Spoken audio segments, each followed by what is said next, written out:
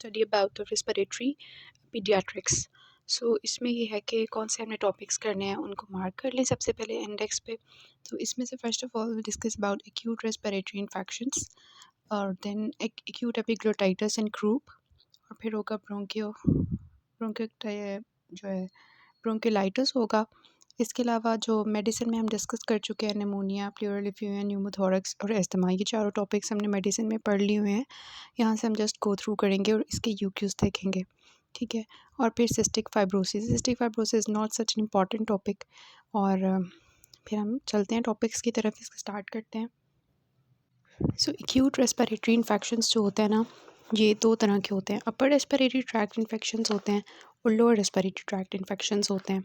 और इनकी जो ज़्यादातर आपको पता है कि इनकी जो एज होती है वो क्या होती है, लेस दैन 5 ईयर्स।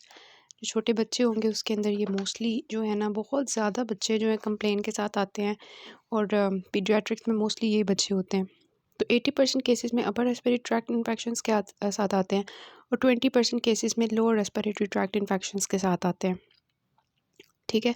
जो हमारी है ना अपर रेस्पिरेटरी ट्रैक्ट इन्फेक्शंस, उसकी ट्रीटमेंट यही होगी, कोई भी हमने पढ़ेंगे तो वो सेल्फ लिमिटिंग होगी और सिम्टोमेटिक ट्रीटमेंट हम उनके लिए करेंगे। लेकिन अगर अपर रेस्पिरेटरी ट्रैक्ट इन्फेक्शन में मिडल ईयर के इन्फेक्शंस हैं या स्ट्रेप्टोकोकल सोर थ्रोट है, उसके अंदर हमारी स्पेसिफिक ट्रीटमेंट्स होती हैं।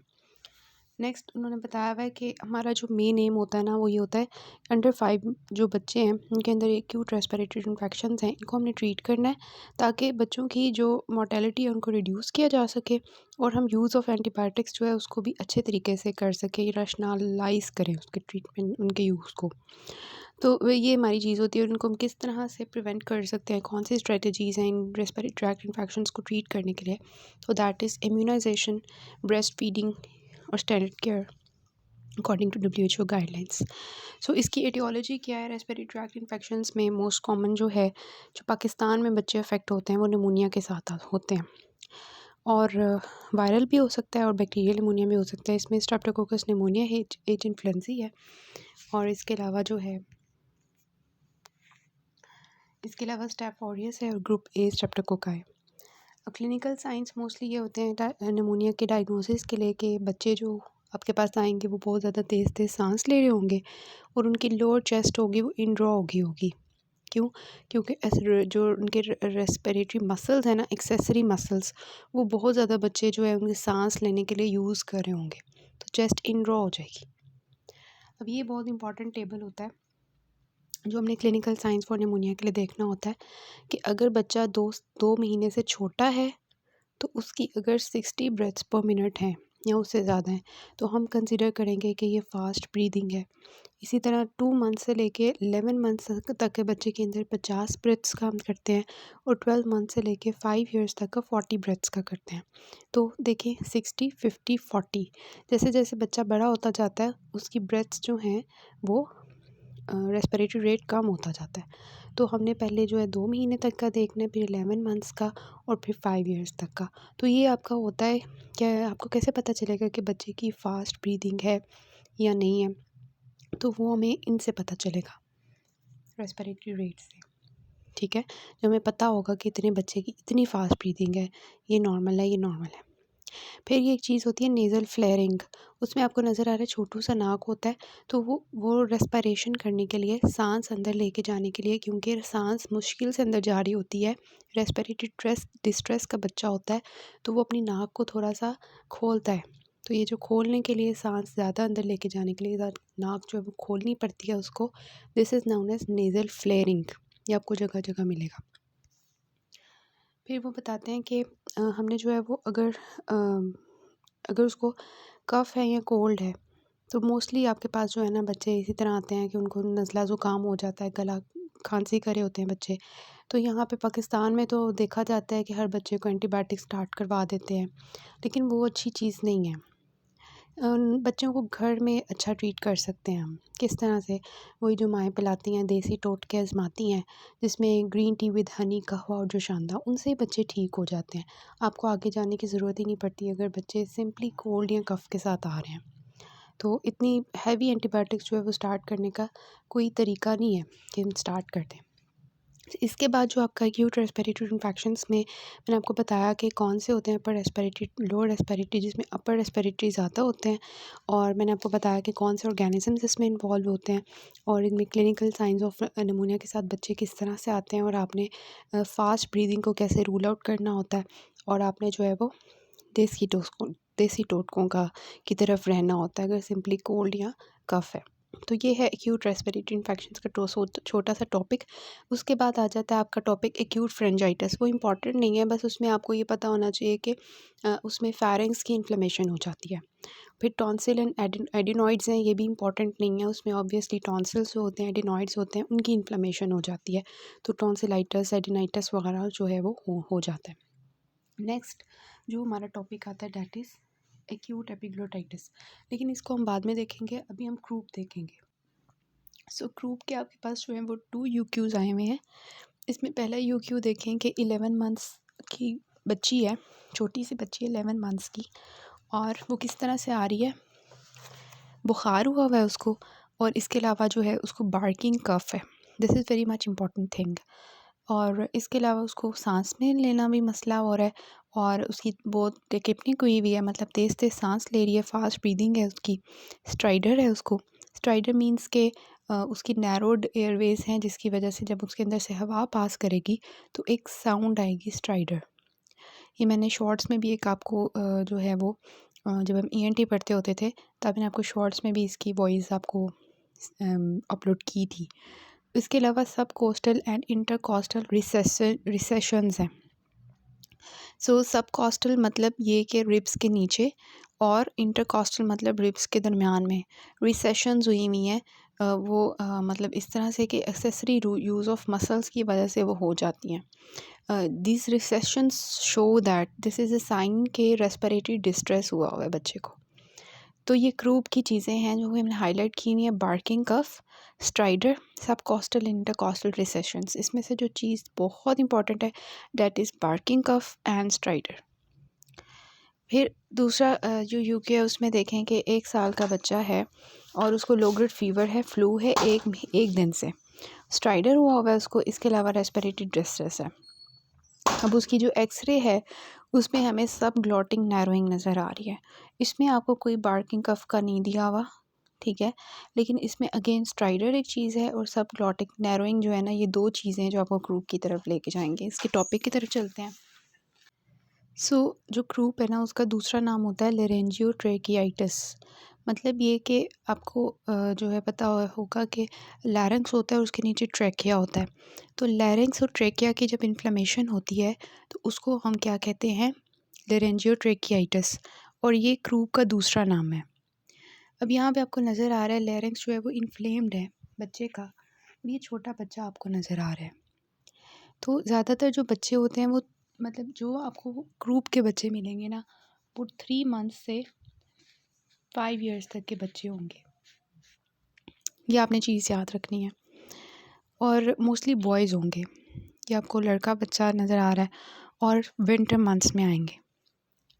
ये देखें क्या हो रहा है इसके अंदर, लेरेंजियोट्रेकियाइटिस की वजह से क्या हो गया, वहाँ पे स्वेलिंग हो गई है। स्वेलिंग की वजह से क्या हो रहा है कि जब एयर उसमें से पास कर रही है उस नैरोड पाथवे में से, तो उसकी वजह से जो आवाज़ आएगी दैट इज़ स्ट्राइडर, ठीक है। ऐसे करके जो है वो एक पाथवे बन गया हुआ है। दिस इज़ सील, और इसकी बार्किंग कफ होती है, सील बार्किंग कफ। और ये आपको नज़र आ रहा है बच्चे की चेस्ट जो है वो इंड्रो होगी हुई है, एक्सट्रीम जो है वो रेस्पिरेटरी डिस्ट्रेस में बच्चा। इसमें इम्पॉर्टेंट मैं चीज़ें पहले आपको बता रही हूँ, फिर हम बुक के टेक्स्ट की तरफ चलते हैं, क्योंकि ये चीज़ें आपने ईएनटी में पढ़ी हुई हैं और यहाँ पे हम जस्ट उनको रिवाइज़ कर रहे हैं। ये देखें, आपको इसमें स्टीपल साइंस मिलता है जब हम इसका एक्सरे करवाते हैं क्रूप का। तो लेरेंजियोट्रेकियाइटिस में जब लेरेंक्स और ट्रेकिया की इन्फ्लेमेशन होती है, तो जो वहाँ पे नैरोइंग ऑफ पाथवे की वजह से ना इस तरह रह जाता है, पतली सी जगह हो जाती है। तो this is actually like steeple, church के ऊपर वाला पॉइंट होता है ना, टॉल पॉइंटेड, उसको स्टीपल कहते हैं। तो सेम उस तरह का यहाँ पे नज़र आ रहा होता है। तो ये चीज़ होती है। और उसके बाद जो है इसका मतलब ट्रीटमेंट मैंने यहाँ पे आपको कंबाइन वे में दिखाया कि हमने इन पेशेंट्स को, इन बच्चों को, क्योंकि एक्सट्रीम रेस्पिरेटरी डिस्ट्रेस में होते हैं, हॉस्पिटलाइज़ करना होता है, उनको एंटीबायोटिक स्टार्ट करवानी होती है, स्टेरॉइड का इंजेक्शन, स्टेरॉइड देने होते हैं, फिर उसको एड्रीनालीन इसमें बहुत इंपॉर्टेंट है, एपिनेफ्रीन, एड्रीनालीन, ये इसका मेन स्टे ऑफ ट्रीटमेंट है। और फिर अगर हमें ज़्यादा ज़रूरत पड़ती है तो हम उसको बच्चे को जो है ऑक्सीजन देंगे, इंट्यूबेशन करेंगे। और फिर अगर बहुत ज़्यादा मसले की बात है कि अब साँस बिल्कुल भी नहीं लिया जा रहा होगा तो ट्रेकियोस्टमी करेंगे। तो ये पिक्चर्स के थ्रू मैंने थोड़ा-सा आपको बताया है। अब हम इसके बुक के टेक्स्ट की तरफ चलते हैं, फिर we will differentiate it from the epiglottitis. Case देखना है आपने। देखें 2 साल का बच्चा है और नॉइज़ी ब्रीदिंग के साथ आ रहा है ऑन इंस्पायरेशन। और फिर उसको क्या है, बार्किंग कफ है, होर्सनेस ऑफ वॉइस है। जो खांसी है उसकी रात के टाइम ज़्यादा हो जाती है, अपर रेस्पिरेटरी ट्रैक्ट इन्फेक्शन है उसको। और इसके अलावा उसकी सांस जो है वो रेस्पिरेटरी रेट भी ज़्यादा हुआ है। तो ग्रुप क्या होता है कि रेस्पिरेटरी डिस्ट्रेस होता है, इसमें इंस्पायरेटरी स्ट्राइडर होता है। जब सांस अंदर जाती है, इंस्पायरेशन होती है, फिर सीटी की आवाज़ आती है, स्ट्राइडर होता है। कफ होती है बार्क लाइक और ब्राजी। होर्सनेस होती है due to obstruction in the region of larynx, trachea and bronchi. तो किस एज में होती है? 3 महीने से लेके 5 साल तक के बच्चों के अंदर, बॉयज़ के अंदर ज़्यादा है, विंटर मंथ्स में ज़्यादा है। इसका एटियोलॉजिकल फैक्टर आपका यूक्यू में आता होता है, वो पूछते हैं विच ऑर्गेनिज्म इज़ इन्वॉल्व्ड। तो यू शुड नाउ के 75% केसेस में पैरा इन्फ्लुएंजा वायरस होता है। इसके अलावा influenza A, influenza B virus हो सकता है, एडिनो वायरस हो सकता है, रेस्पिरेटरी सिंस्टियल वायरस हो सकता है और मीज़ल्स हो सकता है। पैथोफिजियोलॉजी क्या है कि जब इन्फेक्शन होगा सबसे पहले ऊपर वाले ट्रैक्ट का होगा, अपर रेस्पिरेटरी ट्रैक्ट का, नेज़ोफैरिंक्स का, फिर वहाँ से वो लैरिंक्स और ट्रैकिया को इन्वॉल्व करेगा, वहाँ पे स्वेलिंग कर देगा और नैरोइंग कर देगा पाथवे की। क्लिनिकल फाइंडिंग्स क्या होंगी कि ग्रेजुअली होगा इसमें, क्योंकि वायरस है ना, तो वायरस इतना ज़्यादा आराम आराम से काम करेगा। वर्स एट नाइट होगा, बच्चा जो होगा उसको फ़ीवर तो होगा लेकिन वो लो ग्रेड होगा। क्यों? क्योंकि बैक्टीरियल इन्वॉल्व नहीं है। बैक्टीरिया के अंदर हाई ग्रेड फ़ीवर होता है। Here is a virus, para influenza virus, तो उसकी वजह से जो है क्या होता है, लो ग्रेड फ़ीवर होता है। कोल्ड होगा और कफ और क्राइज़ा होगा, क्रूपी बार्किंग कफ होगी, हॉर्सनेस ऑफ वॉइस होगी, कोराइज़ा होगा। इसके अलावा उसका जो है वो mild respiratory illness with laryngitis दूसरे फैमिली मेम्बर्स को भी हो सकता है। तो क्योंकि ये ट्रांसमिट हो सकता है ना। लेकिन बात ये याद रखने वाली है कि क्लिनिकल फीचर्स में तो जो 2 चीज़ें आपने याद रखनी है, वो स्ट्राइडर है, वो बार्किंग कफ है। और इसके अलावा जो है ना इतनी इम्पॉर्टेंट चीज़ें नहीं हैं इसमें क्लिनिकल फीचर्स में। सो डायग्नोसिस इसका क्या होगा, क्लिनिकली ही हम देख के बच्चे को जो है डायग्नोस कर लेंगे। और लेकिन एक्सरे हम जब करवाएंगे तो उसमें लैटरल व्यू ऑफ द नेक लेते हैं। तो ये आप वो पूछते हैं आपसे कि आप कौन सी इन्वेस्टिगेशन करवाएंगे, so you will say X ray of soft tissues of the neck, lateral view. तो उसमें जब आप करवाएंगे तो आपको सब ग्लॉटिंग नैरोइंग मिलेगी। ठीक है, लैरिंक्स में वो होता है ना, ग्लॉटिस होता है, उसके ऊपर सुप्रा ग्लॉटिस होता है और उसके नीचे सब ग्लॉटिक होता है। तो सब ग्लॉटिक रीजन में जो है ना एक्चुअली नैरोइंग होती है। इस वजह से हम कहते हैं कि सब ग्लॉटिक नैरोइंग मिलती है, which is known as steeple sign. Complications जो हैं वो क्या हो सकती हैं कि वैसे तो ये वायरल इन्फेक्शन है लेकिन इसके ऊपर सुपर रेटेड बैक्टीरियल इन्फेक्शन हो सकता है। रेस्पिरेटरी फटीग हो जाएगी क्योंकि मसल्स बहुत ज़्यादा बच्चा यूज़ कर रहा है, एनेपोक्सिया हो जाएगा। डीडीज़ आपने इसके याद करने, ये भी आपका यूक्यू है कि डीडीज़ इसके क्या हो सकते हैं। तो वी कैन से कि बच्चा रेस्पिरेटरी डिस्ट्रेस में है तो हमने सारे डीडीज़ बना लेने हैं। एपिग्लोटाइटिस, फॉरेन बॉडी अंदर फंस गई है या उधर वहाँ पे एब्सेस बनी हुई हो सकती है, रेट्रोफ्रेंजियल या पेरिटॉन्सिलर एब्सेस और बैक्टीरियल ट्रेकियाइटिस। तो ये 3-4 आपने जो है ना इसके डीडीज़ याद रखने हैं माइंड में। फिर मैनेजमेंट क्या होनी चाहिए, जैसे कि मैंने आपको वो एक पिक्चर की फॉर्म में बताई कि हमने हॉस्पिटलाइज़ करना है बच्चे को। 2 हमारे काम होने चाहिए, एक तो हमने उसकी एयरवे बहाल करनी है और दूसरा हमने उसके हाइपॉक्सिया को ट्रीट करना है। तो हम क्या करेंगे कि उसको जो है वो पहले तो छोटी-मोटी चीज़ें होती हैं कि उसको स्टीम दे दो, बेस्ट थेरेपी जिसको कहते हैं, hot steam from the vaporiser और cold steam from a nebuliser. तो ये चीज़ें दे देनी है। अब हमने हॉस्पिटलाइज़ तो वैसे करना है लेकिन मोस्टली हम बच्चों को हॉस्पिटलाइज़ कर लेते हैं क्यों? जब उनको साइनोसिस डेवलप हो जाए, उनकी कॉन्शियसनेस ख़त्म होना शुरू हो जाए, प्रोग्रेसिव स्ट्राइडर हो, टॉक्सिक अपीयरेंस हो।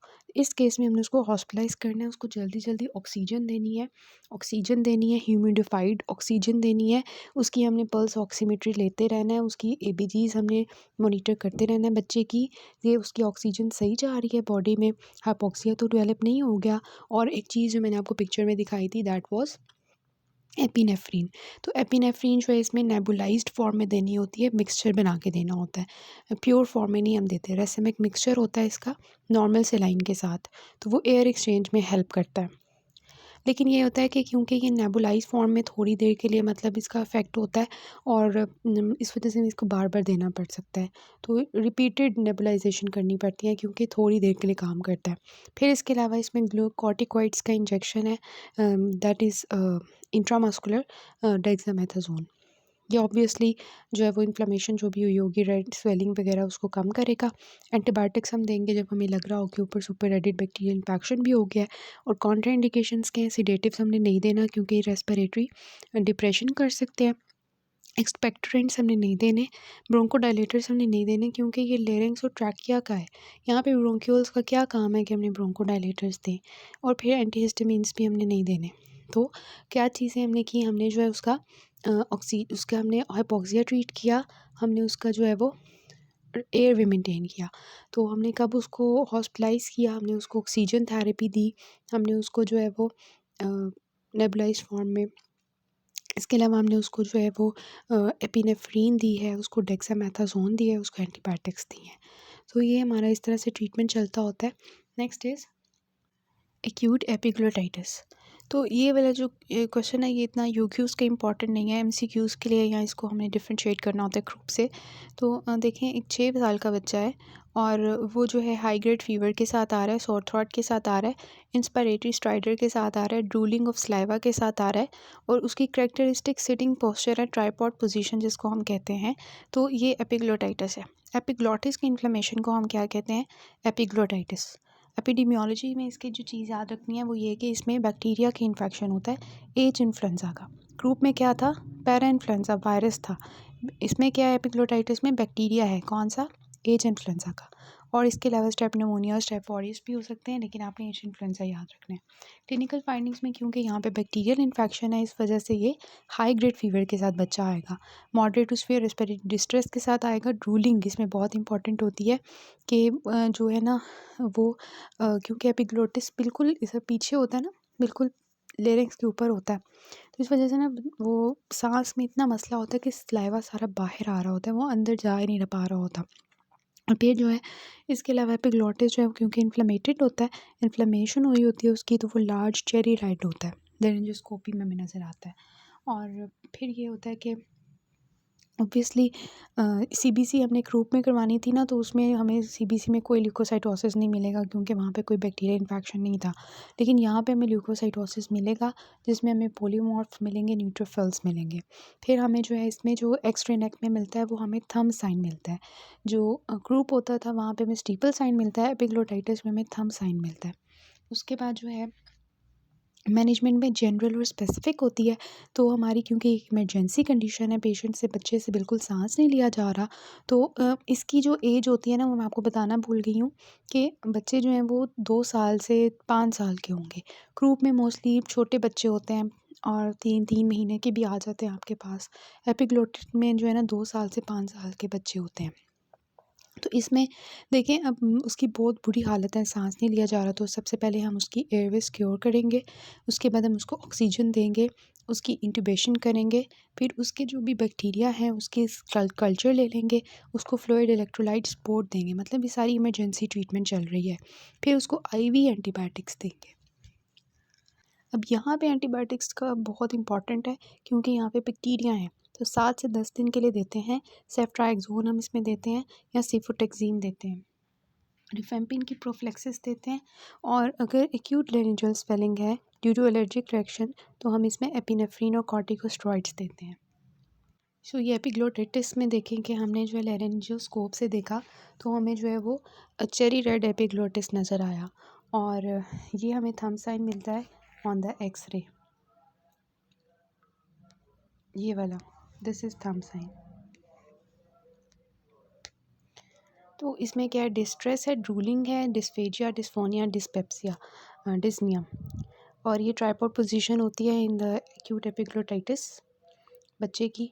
ग्रुप में जो है एज इन्फ्लुएंजा, पैरा वायरस था, पैरा वायरस था। और इसमें जो है आपको स्टीपल साइन मिलता था और बार्किंग कफ मिलती थी। एपिग्लोटाइटिस में आपको एज इन्फ्लुएंजा मिलता है और जो है ड्रूलिंग ऑफ स्लाइवा मिलती है। ये देखें, इसका स्लाइवा बाहर आ रहा है। ट्राइपॉड पोजीशन मिलती है और थंब साइन मिलता है ऑन द एक्सरे। सो ये डिफरेंशिएटिंग पॉइंट्स थे। इसके यूक्यूज देखते थे ग्रुप के आंसर्स। ये 1 ईयर ओल्ड इन्फेंट के अंदर जो है देखिए, सबसे पहले उन्होंने पूछा हुआ है कि जो है what is the diagnosis. So you will say acute laryngotracheitis और ग्रुप। इटियोलॉजिकल एजेंट जो है इसका क्या होगा, ये ऊपर पूछा हुआ है इटियोलॉजिकल एजेंट, तो दैट इज़ पैरा वायरस और इन्फ्लुएंजा ए और इन्फ्लुएंजा बी। मोस्ट कॉमन जो है वो आपने बताना है पैरा वायरस। उसके बाद जो है इन्वेस्टिगेशन पूछी है, एक्सरे सॉफ्ट टिश्यू नेक लेटरल व्यू जो होता है उसमें हम करवाते हैं। सब ग्लॉटिक नैरोइंग मिलती है हमें, तो उसको हम स्टीपल साइन कहते हैं, वो आपको मिलता है। और इसके अलावा अगर वो इन्वेस्टिगेशंस मज़ीद पूछते हैं तो आपने बताना है कि इसमें हम सीबीसी करवाएंगे तो हमें नॉर्मल मिलेगी, पल्स ऑक्सीमेट्री करवाते हैं, एबीजीज करवाते हैं। फिर उसके बाद जो है इसकी डीडीज़ उन्होंने पूछे हुए हैं, तो आप बता दें कि एक्यूट एपिग्लोटाइटिस हो सकता है, फॉरेन बॉडी हो सकता है, एंजीडीमा हो सकता है। इसके अलावा जो है वो कोई हो सकती है ट्रेकियाइटिस हो सकता है बैक्टीरियल, और डिफ्थेरिया हो सकता है लेरेंजियल। ठीक है। उसके बाद आ जाता है कि जो है ट्रीटमेंट। तो ट्रीटमेंट हमने कर लिया कि मेस थेरेपी करते हैं, ऑक्सीजन देते हैं, डेसिमिक एपिनेफ्रिन के नेबुलाइज फॉर्म में देते हैं, डेक्सामेथासोन एंटीबायोटिक्स देते हैं और जो है वेंटिलेटरी सपोर्ट करते हैं। उसके बाद जो है ये चीज़ें पूछी हुई हैं। मैनेजमेंट में आपने बता देना है कि इसकी इन्वेस्टिगेशंस और ट्रीटमेंट सारा। So this is all about group epiglottitis and acute respiratory infections.